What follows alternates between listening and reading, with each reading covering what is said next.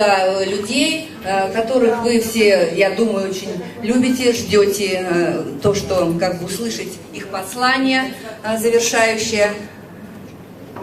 И то, что они сейчас делают, я думаю, вас сейчас очень сильно как бы вдохновит, поразит, обрадует. И то есть вот действие, которое они тут вам покажут сейчас, я думаю, что очень сильным будет таким моментом нашего семинара. Вот. Ну, вы уже, конечно, поняли, о ком я говорю. Я говорю о семейной паре, я приглашаю их обоих. Это мои самые горячо любимые люди, потому что, ну, Елена, понятно, это моя дочь, это человек, которого я с детства люблю и практически с детства уважаю. Вот. Да. Вот такой человек, что с детства я ее уже уважаю, она меня с детства поражала какими-то моментами, которые были не свойственны мне. И я с детства у нее училась таким вещам. Она, ну, где-то я ее останавливала, где-то я ее причесала немножко, конечно, но я не рада этому, потому что, ну, мы были воспитаны в советское время. Она вот какая-то была совсем другая. Я думаю, боже мой, что же, мне всегда говорили, ну, что-то из Ленки будет. Думаю, где, в какой области, что с ней случится. Вот, но это, видимо, была вот такая новая совершенно какая-то формация, которая не укладывалась в нашу голову. Вот. И я помню, когда мы подписали в Екатеринбурге моих знакомых, это был друг моего мужа, ее отца, он говорит, слушай, мне кажется, Ленка вообще старше нас. Она мудрее, ну, он старше еще меня был, там лет на 10, говорит, она мудрее нас, я говорит, вообще не понимаю, ей было 20 лет тогда, откуда у нее такое, и я тоже до сих пор поражаюсь, откуда порой, я советую с ней очень во многих вещах, я вижу, как она принимает решения, как она умеет ввязываться, ну, самое главное, да, ввязаться. Это всегда меня поражало, и это тоже меня этому как бы учит, вот принимать решения, вот эта черта. Но Крис, конечно, это человек, который сейчас будоражит мозги многих дистрибьюторов, потому что он со своей философией, как бы уже успешного человека, западного человека, да, он тоже привносит совершенно невероятные вещи в мозги наших дистрибьюторов. Ну и его работоспособность, конечно, те, кто вот работает с ним, я сама с ним работала в Самаре, мы работали на холодном рынке, я уже, будучи миллионером долларовым, я выехала с ним в Самару для того, чтобы начать, ну, как бы, ну, тоже навыки нельзя терять, да, нужно было поработать. Я получила огромное удовольствие, огромную школу от него, и поэтому всем, кто, в общем-то, с ним работает, я вас поздравляю, потому что опыт такой, ну, большой, и он, преломленный через мировоззрение успешного человека, это дорого стоит. Поэтому я приглашаю сюда горячо любимых моих двух людей, это Елена и Кристофи.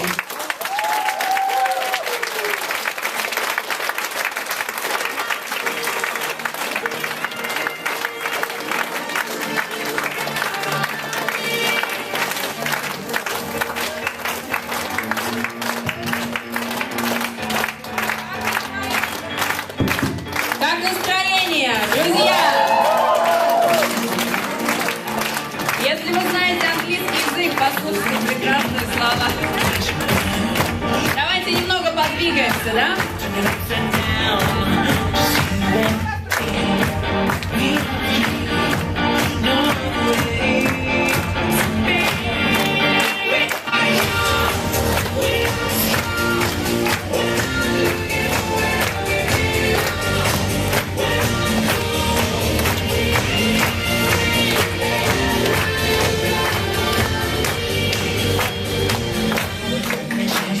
Спасибо. I'm not going to talk very long. Кино будет, все будет, все будет. Yeah, I want to take the first opportunity in our speech to say a little about myself for all the people which don't know me at all. Я хочу воспользоваться возможностью и рассказать немножко свою историю, особенно для тех людей, которые меня совсем не знают. И потом передать микрофон моей фантастической жене. Okay, well,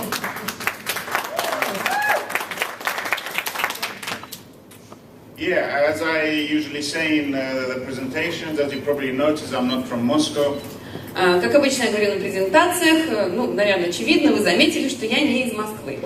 Although actually now in Moscow you have very different people. Хотя сейчас в Москве очень много разных людей. It's hard to say who is from Moscow anymore. И уже сложно сказать, кто из Москвы, а кто не из Москвы. But when I say it in Cheboksar, they believe straight away. Но когда я говорю в Чебоксарах, что я не из Москвы, они мне сразу верят. No, I say I'm not from Cheboksar. Когда я в Чебоксарах говорю, что я не из Чебоксар, мне верят сразу.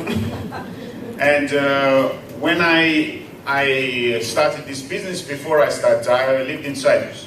И до того, как я начал этот бизнес, я жил на Кипре. I think I'm extremely lucky in my life. И я думаю, что мне очень-очень сильно повезло в моей жизни. I don't know how it is. Things seem to always happen the right way for me. Я не знаю, каким это образом происходит, но вот все, что происходит в моей жизни, происходит именно правильным образом. And everything which happened, it was supposed to happen. И все, что происходило, оно должно было произойти. And I grew up. All my family were refugees. Моя семья, они были беженцами во время войны на Кипре, и они уехали в Лондон жить. My dad had a difficult start in his business. He didn't know the language. И для моего отца был очень сложный период тогда в жизни, и он начал свой собственный бизнес, не зная языка в новой стране. Yeah, he went from Cyprus to England. Они переехали с Кипра в Англию. And I remember when I started this business and I told him that I'm going to Russia to work, and he says, "You don't know the language." И когда я сказала своему отцу, что я поеду делать бизнес в России, он сказал: ты же не знаешь языка. And I said, "What? Did you know the language when you started the business?" И я ему сказала: ты что, знал язык английский, когда ты поехал в Англию делать бизнес? And I always used to talk about this when we started everything. И когда я начал, я всегда ему об этом напоминала. Anyway, generally speaking, I grew up in a good family. И мне повезло, я вырос в очень хорошей семье, набожной семье, успешной семье. My dad was involved in various businesses, and at a very young age, I was involved in very different type of spheres. И так как мой отец всегда занимался бизнесом с очень маленького возраста, он постоянно меня, естественно, привлекал к работе. When I was 8 years old, I was involved in supermarket business. Уже в 8 лет я ему помогал в супермаркете. When I was 10 years old, I was already helping him in restaurants. В 10 лет я ему помогал в ресторане. When I was around 12, he already opened his factory. Когда мне было 12, он открыл свое небольшое производство, я ему там тоже помогал.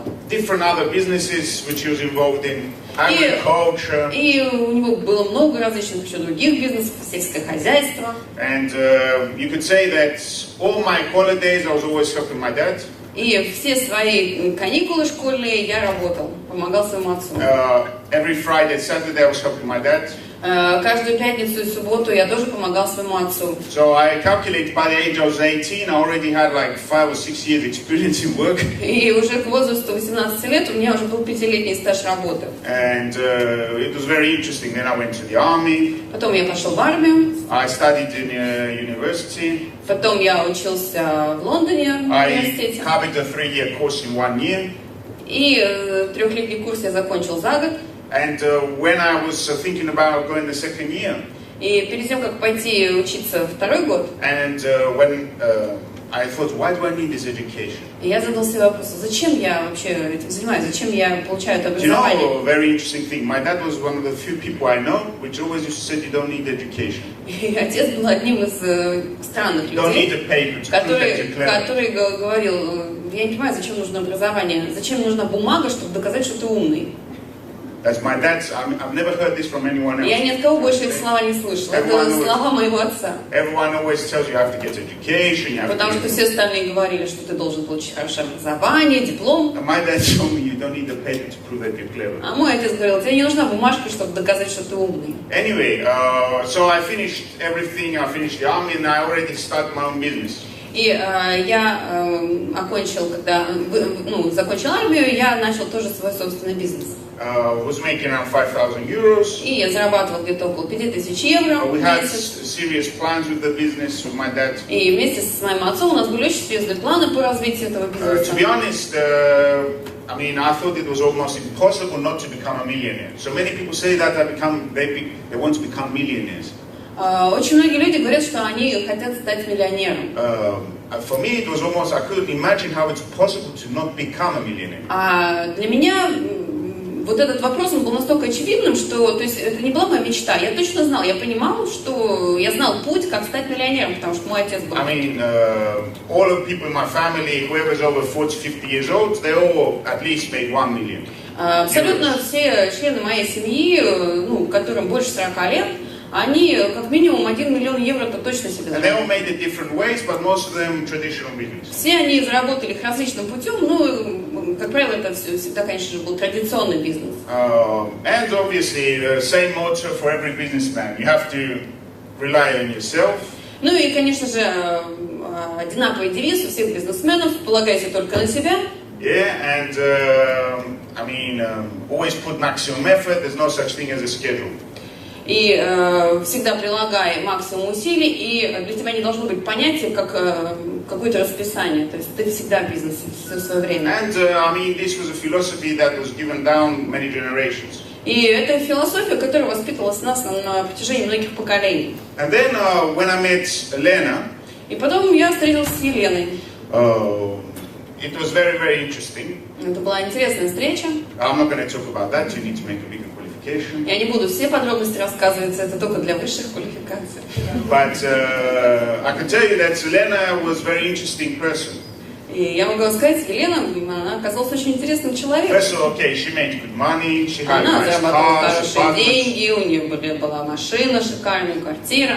But I always noticed that although she was making so much money, she wasn't exactly putting on so much effort. Yeah? Но я обратил внимание, то есть помимо того, что она зарабатывала хорошие деньги, я еще заметил, что у нее, она, в общем-то, еще и время для отдыха у нее много. Yeah, had plenty of time to relax. She had plenty of time to spend with her family, with у нее her friends. было достаточно времени, чтобы проводить со своей семьей, со своими друзьями. Actually, you know, the most impressive thing for me that she had a driver. И что больше всего меня потрясло, когда я первый раз приехал в Москву, я увидел, что у нее личный водитель. In Cyprus, no one has their own driver. На Кипре ни у кого нет личного водителя. I didn't know anyone which had their own driver. Я не знал никого в своей жизни, у кого был бы личный водитель. Ни одного миллионера не было личного Okay, she водителя. had a BMW, but I knew many people which had BMW. У нее было BMW, я знал много людей, у которых есть BMW. But to have your own driver, Но чтобы иметь личного водителя, это для меня было вообще просто сумасшествие. So then I start to ask her many questions, what she's doing and things like this. И я стал задавать вопросы: а чем ты занимаешься? And she couldn't explain to me at the start because she didn't know much English. И уровень ее английского был на тот момент, ну, не очень хорош. И она не могла мне нормально объяснить, чем она занимается. She showed me some bottles. Она мне показала баночки. And they were all in Russian. Они все были на русском. I didn't understand anything. Я ничего не понимал. And it wasn't so understandable at the start. И вначале я никак не мог понять, что же она делает. But she used a very clever trick. Но она использовала один очень умный трюк. We was going down in Larnaca, it's the city that I was living in. На Кипре мы шли вместе с ней по улице. And we went to a bookstore. И зашли в книжный магазин. And she was going through these books and having a look. И она пошла смотреть книги. Хотя, в общем-то, я не знала языка-то, не могла читать. Yeah, пошла смотреть, какие там есть книги. She found the book, Napoleon Hill, Think and Grow Rich. И я искала целенаправленно одну книжку, я ее нашла. Это была книга Наполеон Хилл «Думай богатей» на английском языке. And she said these interesting words. И она сказала интересные мне слова тогда. Read this book and you understand how I think. Она мне сказала: прочитай эту книжку, и тогда ты поймешь, как я думаю. At the start, when I read this whole book, if she thinks anyway like this guy, and she's got some really interesting views. И когда я прочитала эту книжку, я подумала: черт возьми, если она действительно думает, как этот парень, то она очень интересно думает. And the main thing in this book, it's famous phrase. И в этой книге есть одна очень известная фраза. That if you believe, you can achieve. Если вы во что-то верите, вы обязательно этого достигнете. And this, at the start, I didn't believe in this thing. I thought it's impossible. How is it possible? И эту фразу я искала до того, как он книгу прочитал. И говорит: я вначале, конечно же, не верил в эту фразу. I mean, let's say if I want to have an airplane, this is my first thing. If I want to have an airplane, is it possible for me to have an airplane? Я тогда искала: и что ты хочешь сказать, что если я хочу иметь личный самолет, это что, для меня возможно? And then I thought, why not? I mean, it's got a price, yeah? И потом, когда я сам задал себе вопрос, я подумал: Ну хорошо, у него есть цена у этого самолета. So you can buy this airplane. Если надо заработать денег, There's купить самолет. plenty of space where you can park this airplane. Есть места, где специальные места для парковки этих самолетов. And I thought that in theory it's possible to buy an airplane, yeah? То есть теоретически, если ты хочешь, если он тебе нужен, то ты его купишь. And I started to ask this question many times. If I want this, can I get it? If I want that, can I get it? And I thought, in the end, I can get everything. Я стал себе задавать вопрос, а если я вот этого захочу, я могу это получить? И я понимаю, да. Могу. Главное захотеть. I started to ask this question for things which were not material. И я начал спрашивать про вещи, которые не являются материальными. And I still got the same answer. И я получал для себя точно такой же ответ. So obviously this book was very important to me. И эта книга для меня стала очень-очень важной. So I want to say a few things which helped me make my decision. Я хочу сказать о нескольких вещах, несколько историй, которые помогли мне принять мое решение. First of all, I remember I was very lucky, as I said, when I met Lena. All of these people, many of the biggest leaders, were traveling to Cyprus every month. И когда я встретился с Еленой, очень многие лидеры Vision чуть ли не каждый месяц приезжали на Кипр. It was a different time. They used to get checks in Cyprus.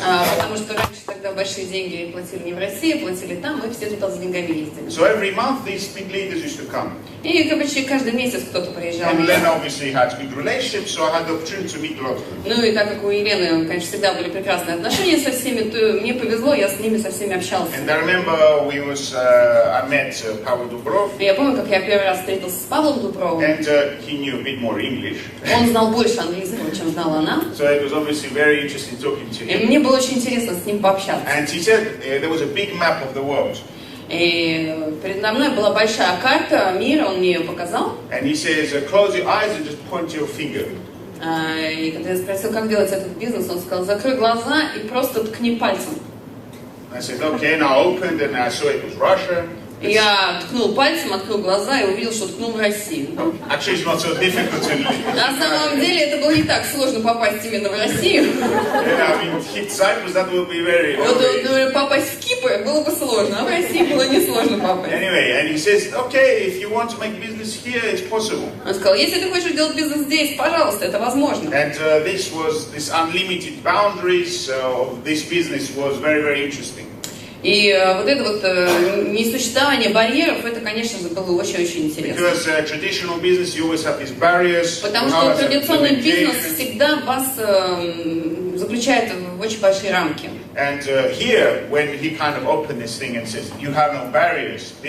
Когда он мне показал эту картинку и сказал, что у тебя нет границ, это для меня открыло дверь в совершенно новую сферу, существование которой я даже не знала. Я помню, один раз мы были вместе на одном прогулочном корабле в море.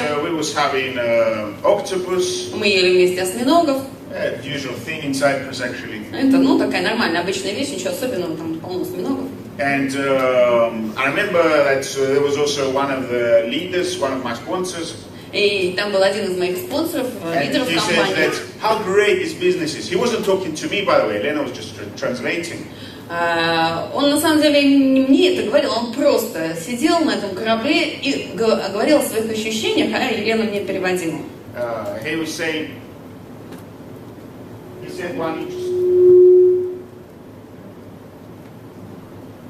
said one interesting thing. И он сказал одну интересную вещь. That I'm on this boat in the Mediterranean Sea. Я сейчас на этом корабле в Средиземном море. I'm having this octopus with all my friends. Я ем этих осьминогов с моими друзьями. And somewhere in some other country. И где-то совсем в другой стране, на расстоянии 1000 километров, моя организация растет, и мой доход увеличивается. И это была совершенно невероятная вещь, которую я услышал.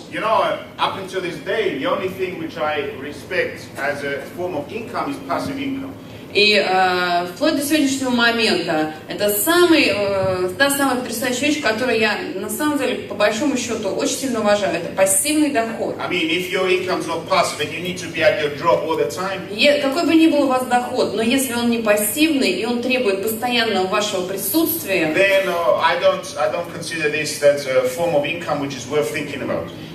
то в таком случае я не считаю, что это тот доход, о котором вообще стоит думать. and want this boat, that's when I first saw this in front of me. И вот эта картинка, которую я впервые увидел, это было тогда на корабле. That I can spend some time, invest on some people. Что я должен инвестировать какое-то определенное количество времени, инвестировать его в определенных людей. And that we are going to get paid many, many times in the future because of that work that we did just once. И после этого я буду получать доход многократно за ту единожды, однажды произведенную работу. Irrelevant of if I'm alive or not.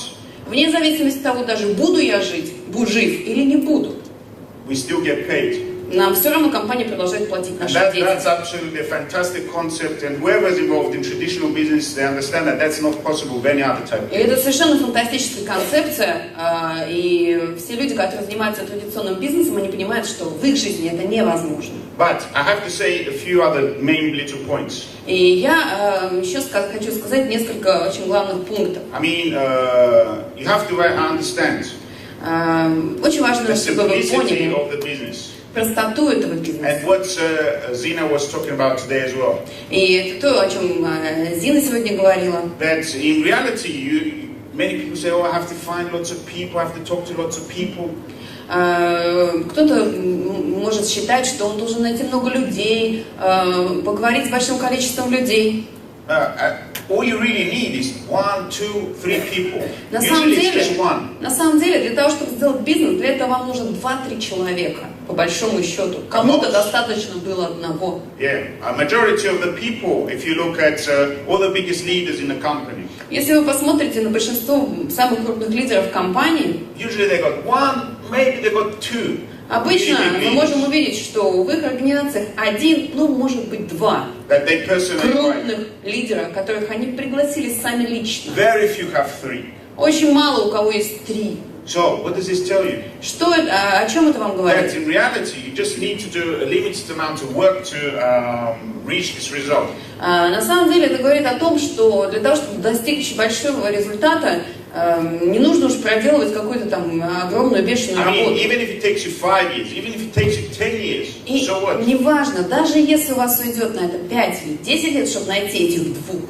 Yeah, I mean, what difference does it make? Какая It's разница? still much better, much more profitable Это to все do равно, this than to go to regular это job. все равно намного лучше и прибыльнее, чем ходить на работу. Мы это уже видели. So you have to understand that this is the whole point of the business, finding that golden ship. И вот это вы должны понять, что наша задача найти эти золотые корабли. And when Elena showed me the marketing plan, И когда Елена мне показала маркетинг-план, and you know, I saw lots of other marketing plans until then. Я видела много различных маркетинг-планов. And she showed me the simplicity. Just invite 5 people, И она мне показала, что нужно пригласить and you 5 make hundreds человек. of thousands of dollars a month. И они, если тебя дуплицируют, то ты будешь зарабатывать сотни тысяч долларов. Every month. Каждый месяц. And when I saw this, that was it. I understood that. Who am I in this life if I can't find 5 people? Which Когда are я going это to go for weekend? увидел, я подумал, кто я вообще в этой жизни, если я не смогу сделать так, чтобы за мной пошли хотя бы 5 человек. And that was it. И это было все. All that I needed, I already started to use products at the time. В тот момент я уже начал использовать продукт. And I already saw the fantastic results these products give. И я увидел фантастические результаты, которые этот продукт приносит. And I can tell you that I want to say one point about the Russian marketing connection to this. И я хочу сказать один интересный момент, который касается российского рынка. The main barrier we have to expansion, what is it for the Russian market? Самый главный барьер, который у нас есть для развития на российском рынке. What is it? Что это? It's not because of the lack of potential. Это не вопрос недостатка потенциала. Because, as we already said, the statistics shows that around 10%, and in the region much less than 10% of population use such products every day. Потому что статистику мы видели, что меньше чем 10% населения используют БАДы. Не имеется в виду именно наши БАДы, а вообще какие-либо БАДы. In Russia. And this is a figure which is going up every year. Но мы что видим, что эта цифра каждый год увеличивается. And we know that the figures from other countries around the world. И мы видим, что эти цифры во всех странах тоже растут. I mean, all the Western world already uses such products. И весь западный мир уже использует подобные продукты. So it's not because of the lack of potential. То есть вопрос не в недостатке потенциала. It's not because of the amount of competition. И вопрос не в какой-то большой конкуренции. Because whenever I ask a person, okay, tell me 5 or 6 companies which work with high quality food supplements. Потому что я очень часто задаю вопрос человеку, если он говорит, что конкуренция большая, я говорю, хорошо, скажи мне, назови 5-6 компаний, которые ты знаешь, которые продают высококачественные БАДы. I'm not talking about Russian companies or Chinese companies. И я не говорю, что это должно быть видно. Я не имею в виду российские или какие-то китайские компании, потому что нету качественного продукта. We're talking about either some European, very high standard, or maybe American companies. Я имею в виду европейские или, ну, на крайний случай уж американские компании. Which at least have a standard GMP. У которых есть стандарт GMP. How many such companies? Usually we struggle to find 3 or 4. Обычно мы с трудом можем насчитать 3-4. And usually a person in a meeting cannot tell me something. А человек на встрече вообще ни одну назвать не может. So, it's not because of the competition. Вот, то есть вопроса конкуренции тоже нет. The main reason is just public opinion. Главная причина лишь общественное мнение. Public opinion. Общественное Now I've мнение. been talking about it in the group meetings yesterday. И вчера я встречался с группой людей, дистрибьюторов. We talk about it in the briefings every day. Мы об этом говорим на наших бизнес-брифингах каждый день. And you have to understand that public opinion is not because food supplements are bad. И вы должны понимать, что общественное мнение, вот какое оно есть, оно такое не потому, что БАДы плохие, Or because you shouldn't use food или supplements. потому, что их не надо использовать, Or because our company is bad. или потому, что, может, компания You have to наша. understand that this is a very big market. Вы должны понимать, что это очень-очень большой рынок, It's a lot of money, it's billions and в billions of dollars. котором задействованы миллиарды долларов. Billions of dollars. Миллиарды долларов. Now, we are getting into some other people's pockets. И мы говорим сейчас о рынке фармацевтическом. И входя на рынок с БАДами, вы должны понимать, что мы залезаем в чужой карман. Yeah. Вот вы же слышали, что никто из наших дистрибьюторов не пользуется таблетками. А это значит, у кого-то уменьшились доходы. And you know what these companies, you know, if you're just selling something like Citrum or something like this, which they sell in the chemist, they don't care because these products are not going to have a long-term effect. Почему, например, там про Витул, Центул ничего плохого не скажут? Ну, потому что, во-первых, от них толка никакого не будет, и люди все равно будут таблетки пить. Поэтому они не являются конкурентом. So, when it's a company like Vision with effective products, Но когда на рынок выходит компания с эффективным продуктом, something like us, с таким, как у нас, they try to create a cloud of information, which, конечно же, пытаются создать облако информации, которое будет препятствовать. obviously, because if people are going to be involved in prophylactics, they're not going to be curing their bodies. Потому что если люди будут заниматься профилактикой здоровья, они не будут болеть. That's it. А And if they're здоровые not люди ill- фармацевтики невыгодны. Yeah, it sounds bad, but that's the truth. То есть это звучит отвратительно, но это правда жизни. Yeah, you can't do anything about То it. есть мы ничего с этим не можем поделать. I mean, there's even rumors going around that they sometimes even create diseases or viruses. Вот, и специально запускаются разные слухи, разные какие-то страшные истории. And so I can tell you that when you have to understand that this is a big market, there's big competition from the opposing side. Вы должны понимать, что это огромный рынок, огромная конкуренция. And who obviously controls the mass media? И кто, как правило, контролирует средства массовой The информации? government and big businesses. Большой бизнес контролирует средства массовой информации. That's how it is. Это то, как это Okay, происходит. the government with the big business, they're together, right? И правительство тоже, конечно же, контролирует. So, but we have one big advantage here. Но у нас есть очень большое преимущество. Happen to be that Mr. Buryak has big connections. Случилось так, что у нашего президента Дмитрия Буряка очень большие связи. He is friends with the right people. Он дружит с правильными людьми, Yeah, people in the government. и с людьми в And правительстве. I can tell you it's the only company which has such effective product, which has given such a big amount of time. И я вам могу сказать, наша компания, это единственная компания, у которой есть эффективный продукт, который дали выжить так долго. Yeah, and has given us so much time.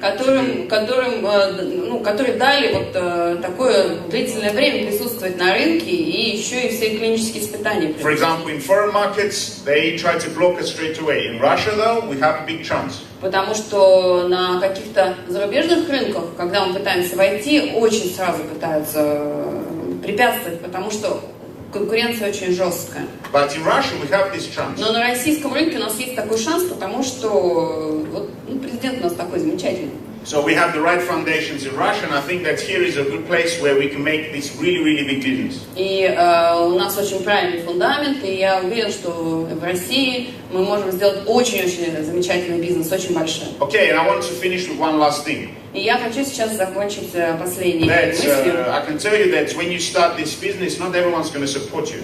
Когда вы начнете этот бизнес, не все вас будут поддерживать. When I started this business, practically no one supported me. Потому что когда я начал этот бизнес, меня практически никто не поддержал. My father was against this idea. Мой отец был против этой He said that идеи. if you start business in this company, that's it, you're not my son anymore. Он мне даже такую вещь сказал: если ты начнешь этот бизнес, то ты мне больше не сын. And you know, this was a very interesting time. Это было очень интересное время. Because I was reading that book. You can do everything, so I felt very strong. Потому что это был как раз тот момент, когда я читала эту книгу, и я себя чувствовала очень сильным. And I read this famous phrase in that book that he says that I thank God that I was born poor. И я прочитал вот эту вот знаменитую фразу в этой книге, когда один очень богатый человек сказал: «Спасибо Господу, что я родился бедным». It's Napoleon Hill said it. So Napoleon Hill. сказал. So in other words, he had motives in life due to. И у него был мотив в жизни, чтобы преуспеть. So and that's when I saw this, and my dad was telling me that, you know, my son and all this thing combination together. И когда я это прочитал, когда мне отец сказал, что мне больше не сын, я тогда подумал: this is my opportunity to be poor. О, это вот мой шанс, чтобы стать бедным. So I said, thank you very much, Dad. You've made me, helped me with my decision. И я ему пожал руку, сказал: спасибо большое, отец, ты помог мне принять решение. And goodbye, that was it. И я сказал до свидания и улетел. And you know, I'm still his son. Вы знаете, что самое интересное? Я до сих пор его сын. Yeah, nothing's changed. Ничего не изменилось. So whenever they start saying things like this, if it's people that really love you, they're not going to take everything to heart. Вот. И если вам близкие люди говорят подобные вещи, ну, они просто в сердцах, а вы не принимаете близко к сердцу. So I can tell you that if you're making a decision, very, very important to maybe cut some things which can cause a barrier to you. И очень важно, когда вы принимаете решение, старайтесь не обращать внимания на какие-то препятствия. And or maybe, as they say, you burn the bridge or whatever they want to say it is. Ну или, например, Don't like this word. No, They burn the bridge. They also, you can use this for instead of barriers. И для того, чтобы вам не страшны были барьеры, то очень часто нужно сжечь мосты. Now, when you burn the bridge, everything happens a lot more easier. Когда вы сжигаете мосты за собой, все происходит для вас намного проще. When you always have these many different options, it's much more easy to return back. Потому что когда у вас слишком много выбора, всегда проще вернуться назад. So that's very important. That's when you're making your decisions. If you make them firmly and you burn all the bridges, everything's fine. И это очень важно. Если вы приняли решение, сожгли мосты, то для вас дорога открывается. And you know, some people say, "Oh, but if I do that, I won't have any income." И многие говорят: о, если я это сделаю, я же останусь без дохода. You know, I don't know any distributors of vision which have died from lack of food. Я не знаю ни одного дистрибьютора Vision, который умер от голода. Not one. Ни одного еще не встречал. Yeah, we've got a big network. Hundreds of people come every month. Сотни людей приходят каждый месяц. Lots of people making decisions. Многие люди принимают решения. And none of them have died of lack of food. И пока еще никто не умер от недостатка еды. In fact, most of them we usually need to talk about how to lose an extra kilo or whatever. So there's no problem И with даже food. наоборот, там нам бы вот так всем бы не помешало немножко не поесть иногда и бросить несколько кг. So I can tell you that that's not the issue here. Поэтому это вообще не проблема здесь. Okay, anyway, I don't want to take any more time. Итак, я не хочу больше занимать времени. I have to say that now you're very lucky because you're going to listen to a person which invited me to this business. И сейчас вы услышите человека, который меня пригласил в этот I бизнес. think I got the best sponsor in the world. Я думаю, что у меня самый лучший спонсор в мире. So I give the microphone to them. И я передаю микрофон Лили. Спасибо большое.